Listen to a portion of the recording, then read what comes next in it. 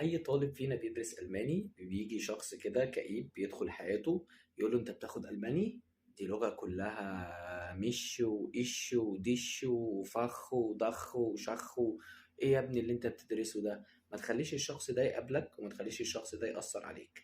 هقول لك إيه الحكاية من أولها. امسك بقى كوباية النسكافيه بتاعتك كده وركز معايا.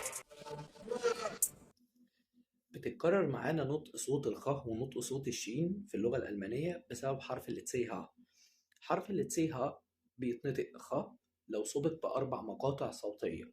أول مقطع حرف الآ، حرف الأو، حرف الأو، حرف آ، أو مقطع أو. يبقى أنا عندي كام مقطع يخليني أنطق خ؟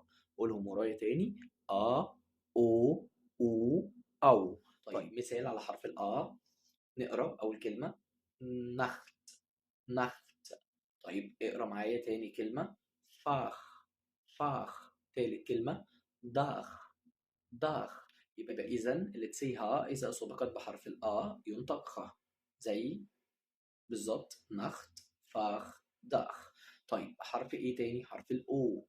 اقرا الكلمة دي معايا: تختر، تختر.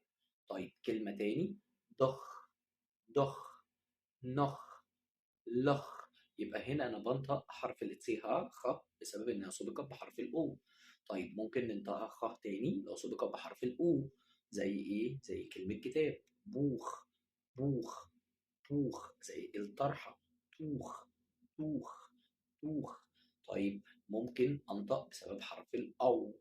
ايه الاو ده؟ زي كلمة معدة او بطن اسمها باوخ، باوخ. شيل حرف البي بقت ايضا أوخ، أوخ. طيب يبقى في نفس المقاطع أو بس هحط عليهم أملاوت. الأملاوت عبارة عن نقطتين بيتحطوا على الحروف دي، هيخلي نطق الخاء يبقى شين، وشين خفيفة كمان. يعني أنا لسه كنت بقول نخت، حط الأملاوت هتبقى نشتا، نخت، نشتا.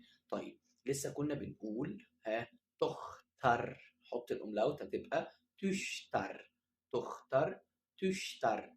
طيب كنا بنقول بوخ، بوخ، بيشا، بيشا، بوخ، بيشا. يبقى أنا بدل ما كنت بنطق خ بقيت بنطق شين. كنا بنقول باوخ، باوخ، هقول بويشا، بويشا، باوخ، بويشا. يبقى بدل ما كنت بنطق خ قدرت ان انا احط الاملاوت على الا والاو والاو والاو، نطقت الخ شين.